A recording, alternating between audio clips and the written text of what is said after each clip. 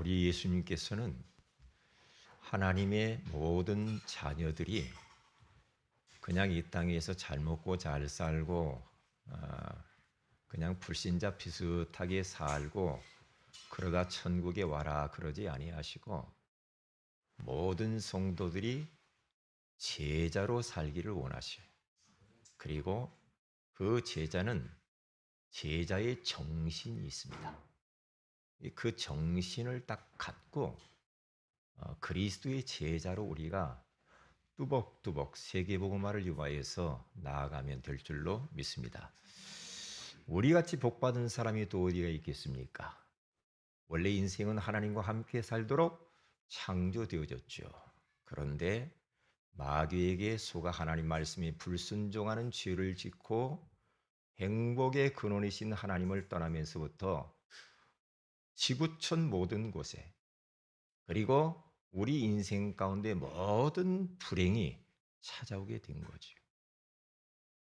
그러나 사랑의 하나님께서 이렇게 범죄하여 불행 가운데 있는 인생들을 방치하지 아니하시고 그 하나님이 우리를 구원하시려고 하나밖에 없는 독생자 예수 그리스도를 이 땅에 보내주시고 우리가 짊어져야 할 모든 고통과 죄의 무거운 짐들을 십자가에서 영원히 단번에 완벽하게 청산하시고 부활하심으로 그리스도란 증거로 하나님이란 증거로 그분은 당당하게 이 땅에 40일 동안 제자들에게 하나님 나라에 대해 설명하시다가 하나님의 나라 승천, 하늘로 승천하신 줄로 믿습니다.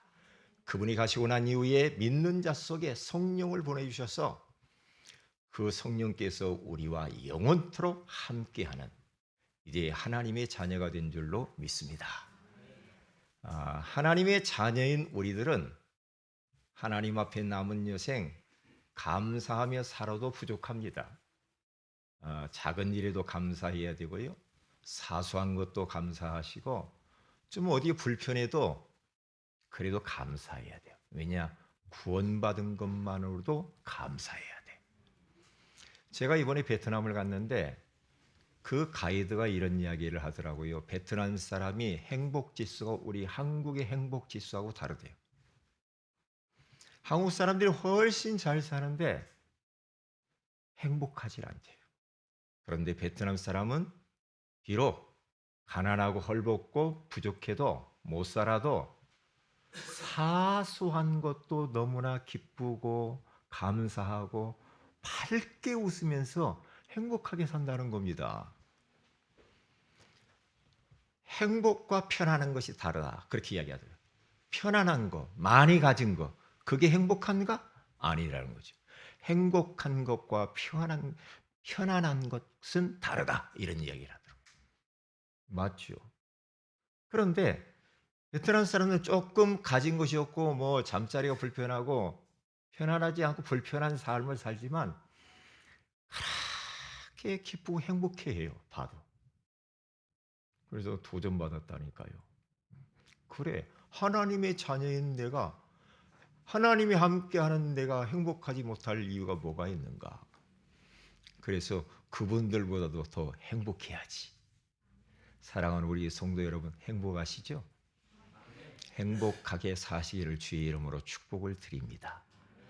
네, 그러면 돼요. 그러면 돼요. 하나님은 그래서 공평하신 것 같아요. 응? 우리 한국만 이렇게 살면 행복한 것 같은데 헐벗은 베트남은 또 나름대로의 그 행복이 있더라 이 말이죠. 네. 그래서 그 베트남에서 2명의 현지인 가이드하고 그리고 한국 가이드에게 복음 전해서 영접시키고 어떻게 하면 이 사람을 말씀 운동을 할 것인가? 거기에 또 선교사가 없어요. 그러면 우리가 기도해야 되겠죠. 하나님, 정말로 베트남 저 다낭 지역에 하나님의 나라가 임하고 그리스도의 계절이 오게 하시며 그곳에 복음 가지고 있는 선교사 제자가 그곳에 파송되어져서 그 영접되어진 사람을 계속 누가 양육을 해주었으면 참 좋겠다. 그게 우리 이제 기도 제목입니다. 기도 제목이에요.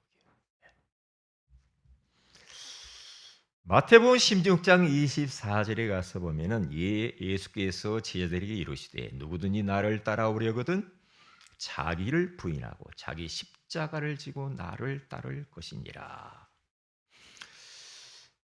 예수님의 제자들은 이제 예수님을 따라가야 되잖아요. 따라가야 됩니다. 따라가는데 따라가려고 하다 보니까 자기를 부인하지 않으면 따라갈 수가 없어요. 네. 내 것을 내가 살아온 삶의 그 방법대로 계속 그걸 주장하면서 고집하면서 주님 따라가려고 하니까 주님과 안 맞아요. 왜냐? 우리 안에 이미 사단이 가라지를 많이 뿌려가지고 잘못되고 틀린 다림줄들을 많이 내려놨거든요.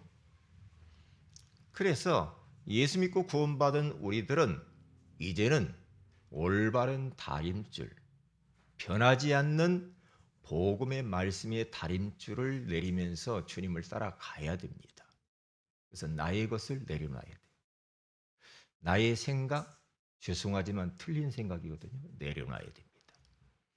나의 옛것, 나의 어떠한 그 세상을 즐겼던 것들, 그거 미련 못 버려가지고 계속 붙들고 있는 것들, 그것을요, 빨리 내려놔야 됩니다. 그래야 주님과 함께 우리가 따라갈 수가 있어요, 주님을. 자, 그러면 제자란 어떤 사람이 제자인가? 세 사람입니다. 세 가지 사람을 세 가지를 잘 하는 사람이 제자입니다. 첫째는 늘 배우려고 하는 사람입니다. 많이 알고 있음에도 많이 알고 있는데 나는 배우기 싫다. 그러면 그 사람은 제자로의 삶을 포기한 사람입니다. 여러모로 부족하고 여러 가지로 배운 것도 없고 나약하고 그럴지라도 배우려고 하는 사람이 있어요. 그 사람은 제자로의 삶을 충분히 살아갈 수가 있다 이 말이죠. 사람들 그러잖아요. 자기 것이 있거든요. 지금까지 살아오면서 자기의 것이 있어요. 부모로부터 받은 거 있잖아요. 그렇죠? 선생으로부터 배운 게 있잖아요. 많은 이런저런 지인들을 통하여서 우리 속에 이미 들어와 있는 것들 있죠. 그게 틀린 거거든요. 그게 틀렸어요. 왜냐? 저를 보니까 그래요. 복음의 말씀과 비추어 보니까 어우 다 틀린 거죠. 그런데 그게 맞다고 자꾸 주장합니다. 그러면 더 이상해지죠. 더 꼬이죠. 이게 안 맞게 돼 있습니다. 이게 우리 부모들이 조심해야 될 것 중에 하나가 뭐냐면 부모님들이 이제까지 배우고 이제까지 보고 느낀 것들은요. 틀린 거거든요. 틀린 게 많아요. 근데 그게 맞는 것이냐 자녀들에게 계속 이야기하잖아요. 계속해서 푸시하고 그럽니다. 잔소리하고. 그렇게 해야만 되는 줄 알고 한단 말이죠. 그런데 복음의 말씀과 비추어 보면 틀리거든요. 안 맞거든요. 그래서 우리는 어떻게 해야 됩니까? 계속 배워야 됩니다. 계속 배워야 돼요. 목사님 나는 뭐 이 정도 했으면 뭘 했는데 우리가. 아니고요. 그래서 자꾸만 우리가 말씀을 들어야 되고요. 자꾸 훈련 속에 있어야 되고요. 전도자의 삶을 자꾸 살면서요. 내 속에 잘못 뿌리 내려진 그 틀린 다림줄들을 바꿔 나가야 돼요. 올바른 다림줄을 내려보면 이게 틀렸구나 알아요. 복음의 말씀에 다림줄을 내리면 틀어진 것들, 잘못된 것들이 보여집니다. 예를 들어 보세요. 간음한 여인을 잡아서 예수님 앞에 데리고 왔어요. 사람들이 모세 율법에 돌로 쳐 죽이라고 했잖아요. 맞아요. 마땅히 벌을 받아야 돼. 그런데 예수님께서는 그렇게 보지 않았거든요. 왜? 너희들 중에 죄 없는 자가 이 여자를 돌로 치라 그러잖아요. 그렇죠? 그런데 모든 사람들이 다 죄가 있잖아. 허물이 많잖아요. 그래서 돌로 치는 사람 하나도 없고 돌을 버리고 슬금슬금 다 도망가 버렸죠. 이게 예수님이 그 여인에게 이렇게 이야기합니다. 나도 너를 정죄하지 아니하노니 다시는 가서 이런 죄를 짓지 마라 그러죠. 그러면서 그 여인을 살려주죠. 복음은 살려주는 겁니다. 복음은 사람들에게 힘을 주는 겁니다. 복음은 용기를 주는 겁니다. 복음은 소망을 주는 거예요. 그러면 그 여인이 그 사건을 경험하고 있던 이 여인의 그 다음 인생이 어떻게 달랐을까요? 말하면 뻔하지. 그 사람이 돌로 맞아서 죽을 뻔했던 그 자리에 살아났거든. 그런 그 여자는 그 사건을 잃어버릴 수가 없어요. 그렇다. 나도 이 예수님처럼 복음을 위하여 살아야지. 제자로의 삶을 살지 않았을까? 그런 생각을 해보는 겁니다. 그래서 마태복음 11장 29절에서 30절에 가서 보면은 예수님께서 제자들에게 이렇게 말합니다. 나는 마음이 온유하고 겸손하니 나의 멍에를 메고 내게 배우라 그러죠. 예수님께 배우라고 그러잖아요. 배우지 않으면 영적 상태는 계속 그대로 머물러 있는 겁니다. 우리의 이 영이 자라야 되고 영혼이 자라야 되고 힘을 얻어야 되는 우리 믿음이 자라야 되잖아요. 배워야 자라죠. 배우지 않으면 교회를 100년 다녀도 그대로 있는 겁니다. 영적 상태는 어린아이입니다. 그러면 안 되죠. 그리스도의 믿음의 장성한 분량에까지 자라가라 그렇게 말하잖아요. 우리 믿음이 한 해 한 해 다르게 자꾸 믿음이 성장을 해야 됩니다. 밥 먹으면 60만 성장하죠. 영은 안 자라잖아요. 영의 양식인 하나님 말씀으로 양육을 받아야 믿음이 쑥쑥 자라는 겁니다. 그러면 영적 상태가 정상에 서고 영적 서밋이 딱 되어버리면요. 그때부터 축복의 만남들이 이루어지죠. 그때부터 환경이 달라지게 돼 있어요. 그때부터 내가 하는 일이 형통의 축복의 문들이 열린다니까요. 왜요? 분명히 요한 3서 1장 2절에 가서 보면 사랑하는 자여 내 영혼이 잘됨 같이 네가 범사에 잘되고 내가 강건하기를 내가 간구하노라. 영혼이 잘 돼야 됩니다. 영혼에 관심 많이 가져야 됩니다. 영혼을 살찌워야 됩니다. 맨날 육신적인 것만 가지고 이렇게 뭔가 해봐야지 막 하면서 그걸 갖추는 것도 좋지만 영이 영양실조 걸리면 안 되잖아요. 영은 바짝 말라 있으면 안 되잖아요. 그러면 영적 전쟁터에 살고 있는 우리들이 어떻게 그 사탄과 싸워서 이길 수 있습니까? 맨날 그러니까 사람과 싸우잖아. 맨날 육신 싸움만 하잖아요. 누가 맞냐 틀렸냐 누가 이런 소리를 했네 저런 소리를 했네 미웃고 시기하고 질투하고 용서를 하네 마네 맨날 이런 이야기만 하잖아요. 왜냐? 아직도 이 영적 상태가 완전히 바닥이라 그래요. 바닥이라 그래요. 그런데 성령 충만하고 은혜 충만하고 영적 상태가 막 서밋의 자리로 올라가면은요, 복음적으로 모든 걸 본다니까요. 누가 뭔 소리를 나한테 한다. 아, 하나님의 음성을 듣는 거예요. 내가 갱신하지. 그러면 돼요. 하나님이 저분을 통해서 말씀하시는구나. 내가 바꾸면 되지. 그런데 막 그 기분 나쁘게 싸운다. 그건 틀린 거예요. 복음은 그런 게 아니에요. 율법이 아니냐 복음은. 네.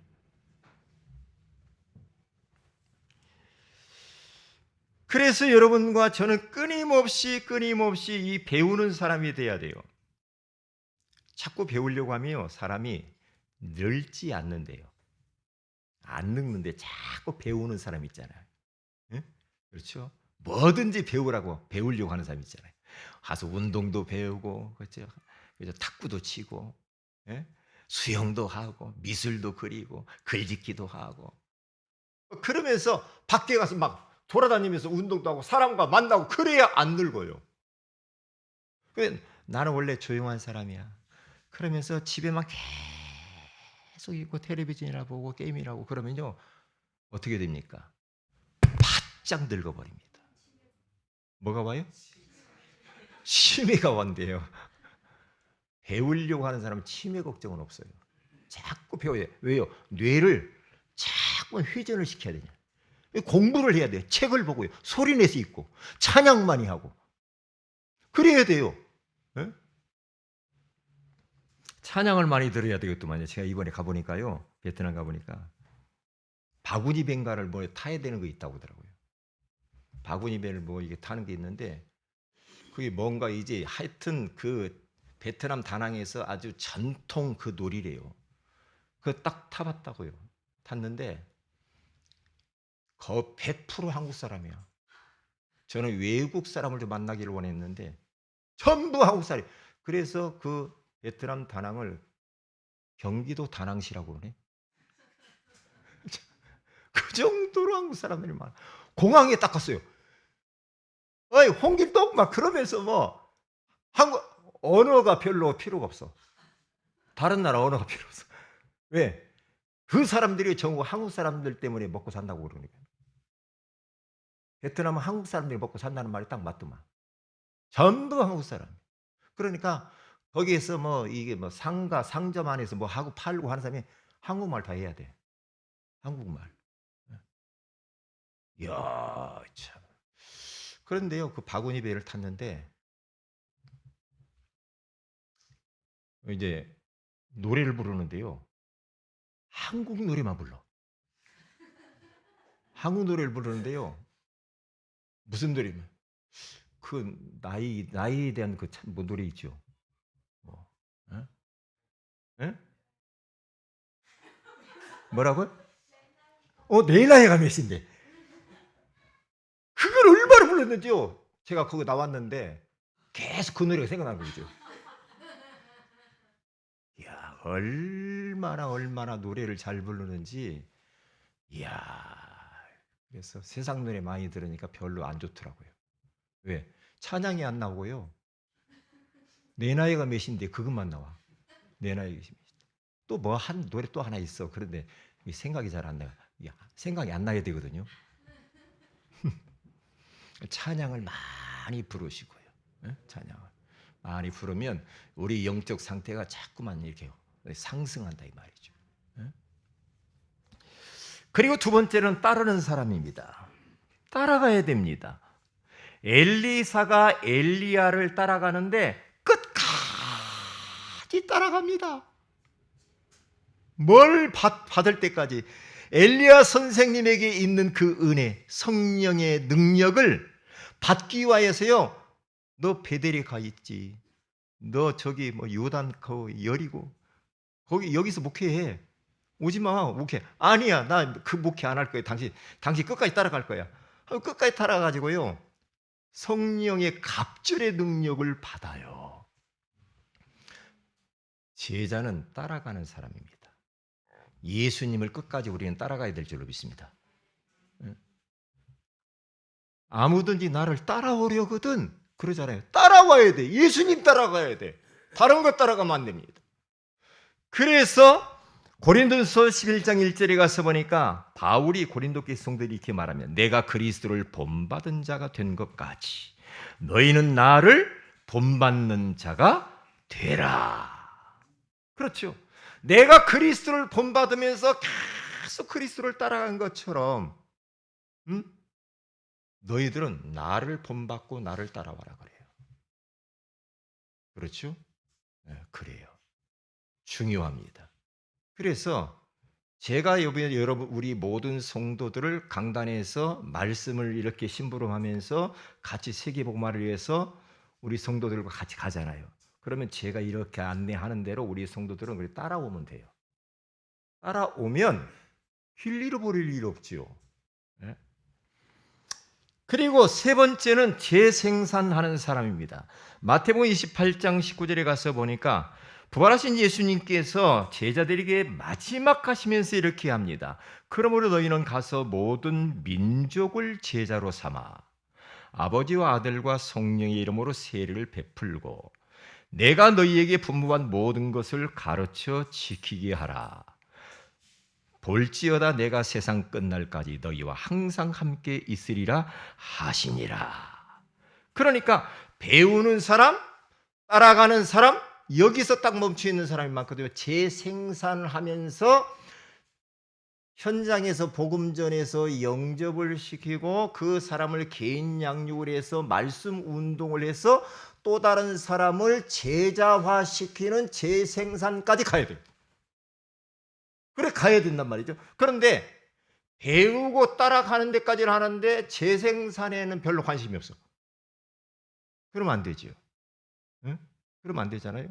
그러니까 예수님의 12 제자가 만약에 자기들만 은혜받고 나만 좋고 여기서 끝났다고 해보세요. 여기까지 우리 한국까지 복음이 왔겠냐 이 말이에요.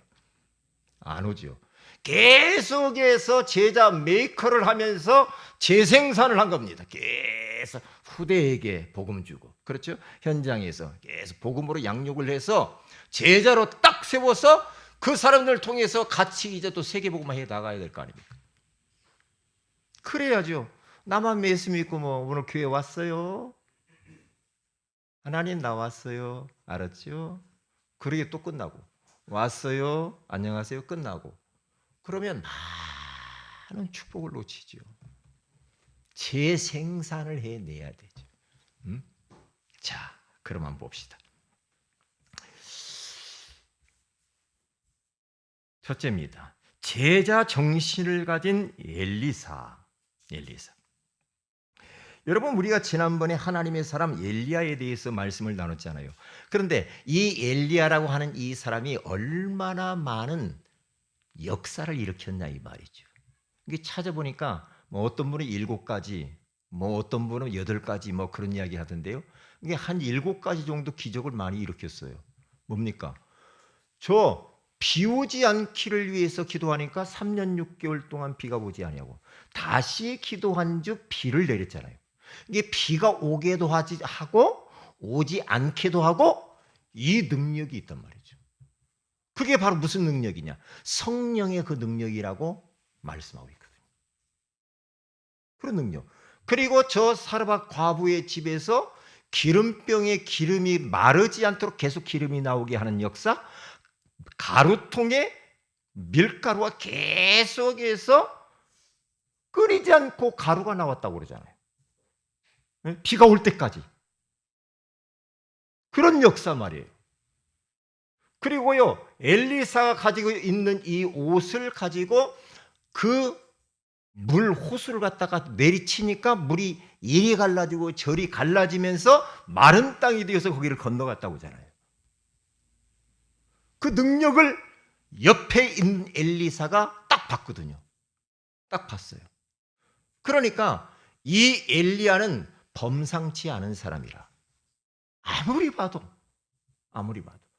그리고 그 사르밧 과부의 아들이 죽었는데 가서 부르짖어 기도했더니 아들이 살아났다.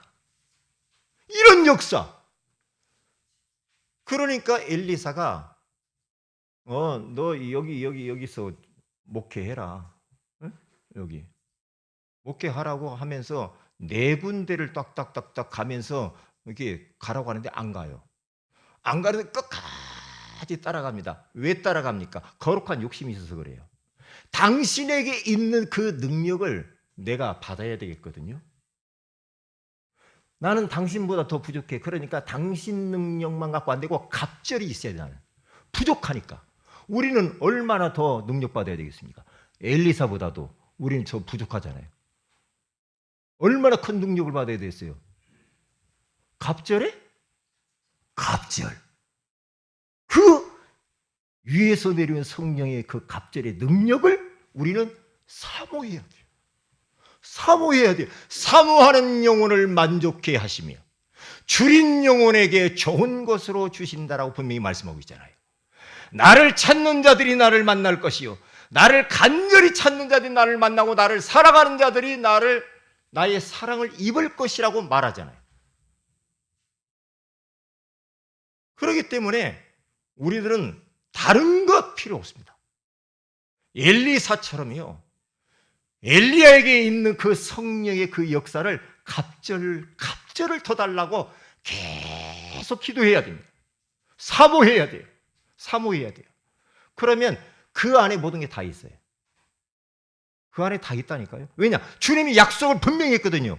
오직 성령이 너희에게 임하시면 너희가 권능을 받고 예루살렘과 온 유대와 사마리아와 땅끝까지 이르러 내 증인이 되리라 하시니라. 그렇죠. 성령 충만함이 임해야 권능이 온다고 하잖아요. 영력이 오죠. 지력이 오죠.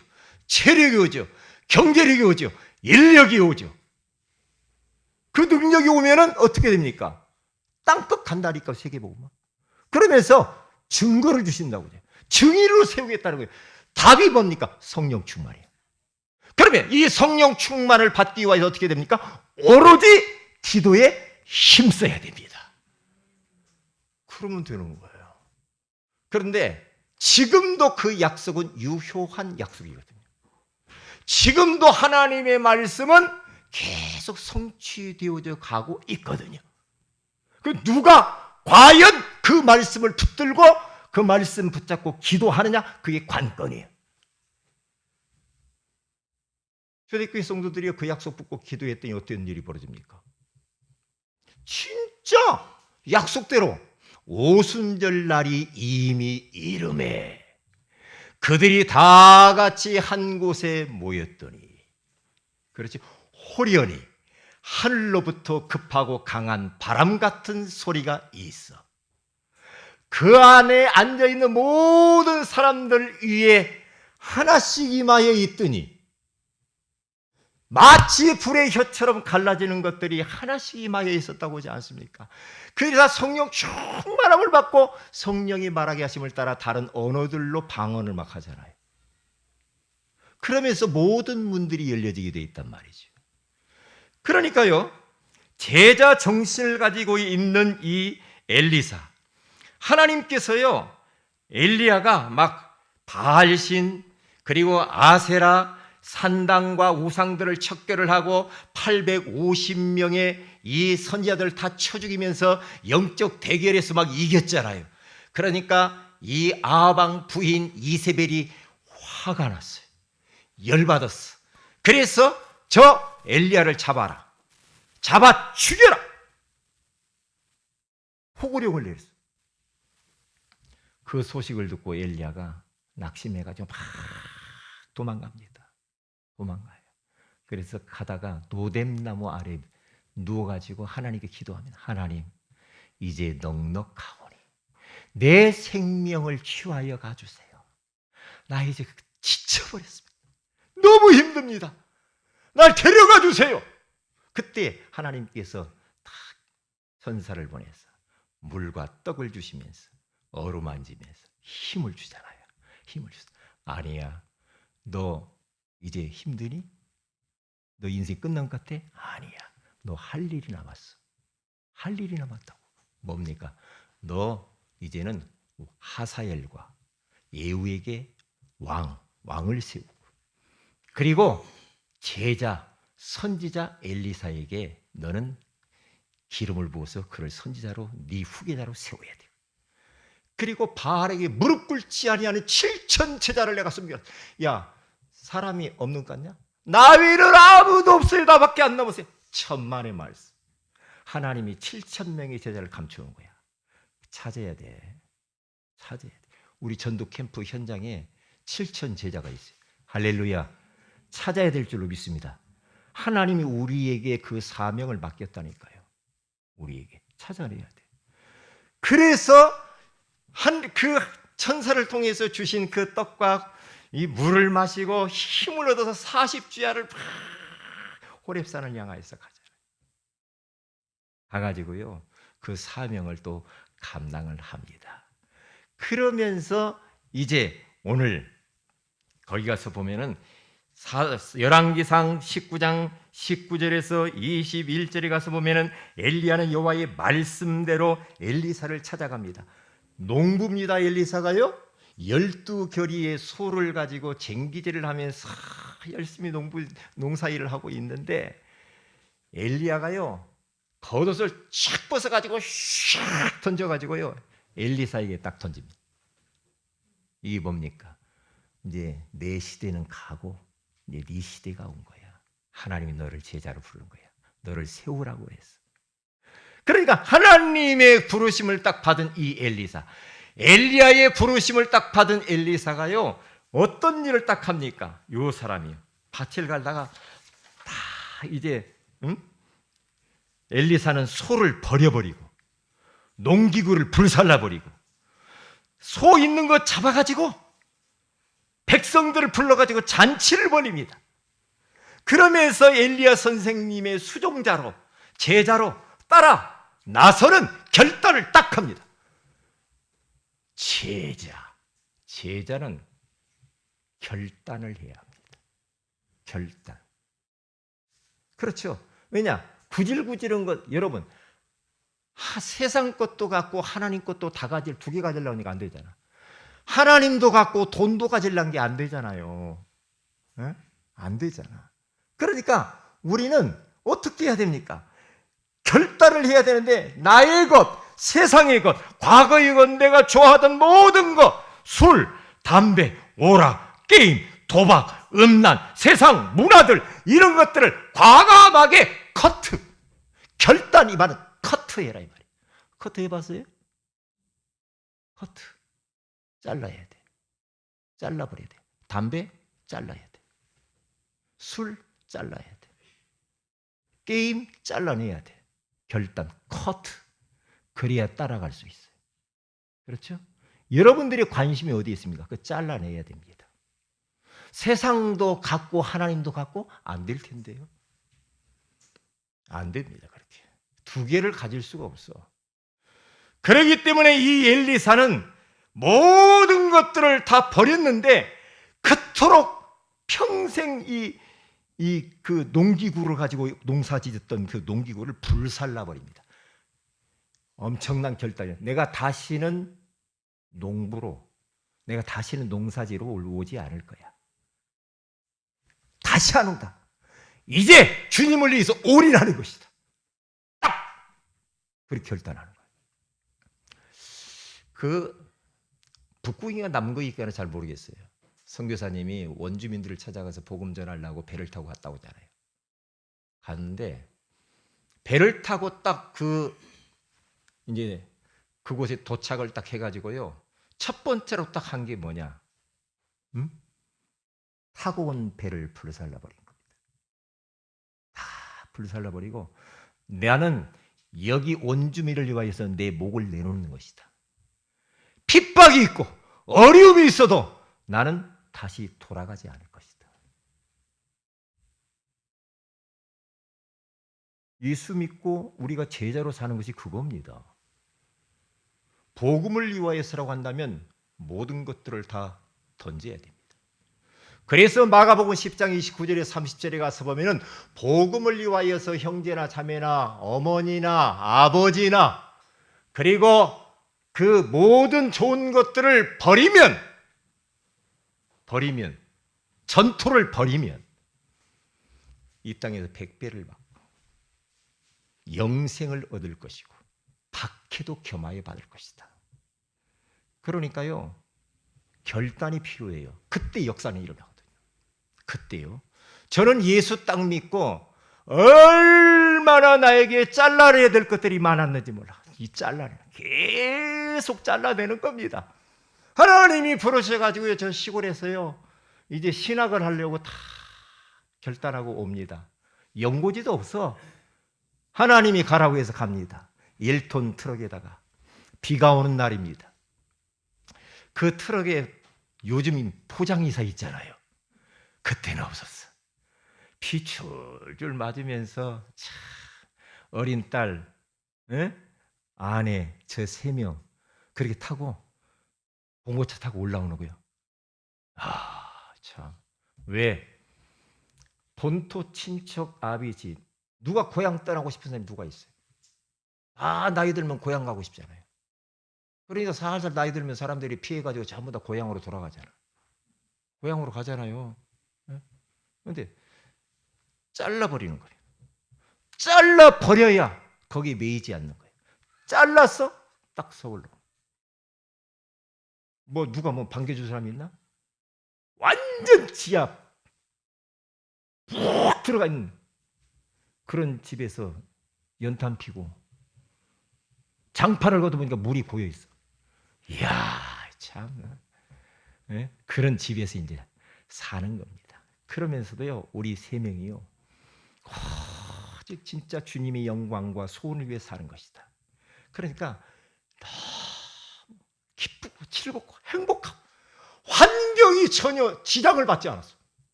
서울 우유 짐 자전거에다 싣고 우유 배달하고, 저는요 공부하느라고요, 돈 버는 사람 없으니까 돈 벌고 공부하고, 돈 벌고 공부하고. 예? 그런데요, 그때가 얼마나 은혜가 많았는지 몰라. 그때의 성경도 많이 봤고요, 그때의 기도도 많이 했고, 그때 울기도 많이 울었고, 바라볼 분은 하나님밖에 없는 거야. 모든 세상 것을 잘라버리는 거야. 오직 올인하는 복음을 위하여서 올인. 지금도 마찬가지. 커트할 게 너무 많아. 잘라내야 될 것들이 얼마나 많은지, 내 잘못된 생각, 틀린 생각들, 감정들, 내 체질들 잘라버리는 거야. 솔직히 제 마음도, 저도 육신을 가졌으니까 그렇잖아요. 예? 좀 좋은 차도 타고 싶지. 옛날에 좋은 차도 타고 싶지요. 막 덜덜거리고 막 그러니까. 예? 그렇잖아요. 그러면 항상 마음속에 그런 이상한 그 조금 소리 안 나는 차라도 마시.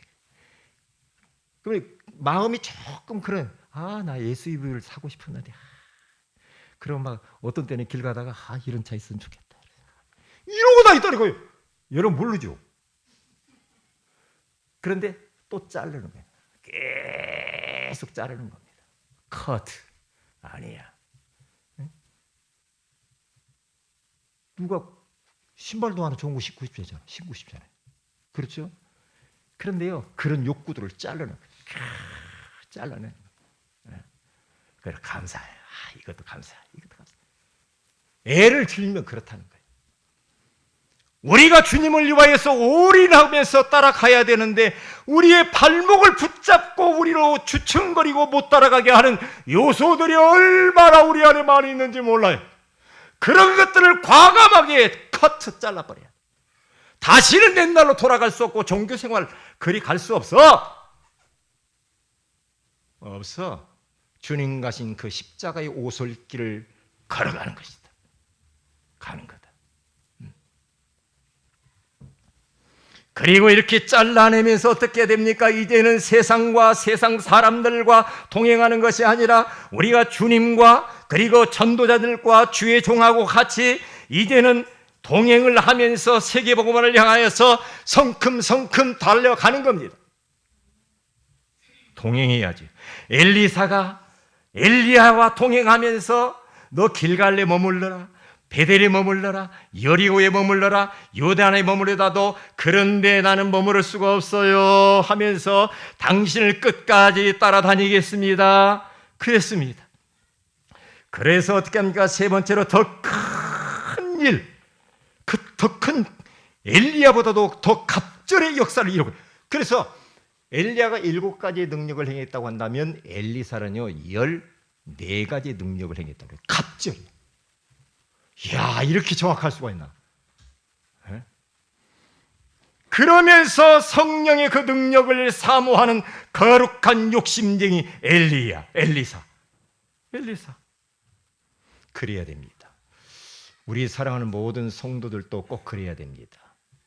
그렇게 하세요. 시간이 너무 많이 갔어요. 그렇게 꼭 하시길 바랍니다. 마지막 2번째입니다. 제자 정신 갖기. 목사와 성도가 제자 정신이 딱 심겨져야 돼요. 목회자에게 있는 제자 정신이 우리 성도들에게 그대로 심겨져요. 그리고 부모에게 있는 제자 정신이 자녀에게 그대로 심겨져요. 그리고 교사에게 있는 이 제자 정신이 우리 렘넌트들에게 그대로 심겨져야 될 줄로 믿습니다. 결단이 필요합니다. 결단해야 됩니다. 세상도 즐기고 싶고 하나님도 따라가고 싶고 그렇습니까? 하나는 놓아야 됩니다. 두 개는 다 할 수가 없어요. 그래서 여호수아 24장에 가서 보면은 너희들이 우상 세상을 따라가든지 아니면 하나님을 택하든지 오늘 택하라. 둘 중에 하나를 해라. 둘 중에 하나를. 나와 우리 집은 오직 여호와만을 섬기겠노라. 그래 말이에요. 여러분 결단해야 됩니다. 결단하고 이제 우리 제자들과 함께 동행하면서 가는 겁니다. 그러면 더 큰 능력을 하나님이 주신다. 더 큰 능력을 사모하면서 그 능력 가지고 우리 237 5천 종족을 살려야 될 줄로 믿습니다. 기도합니다. 하나님, 제자 정신을 가지라고 말씀해 주시는 것을 감사합니다.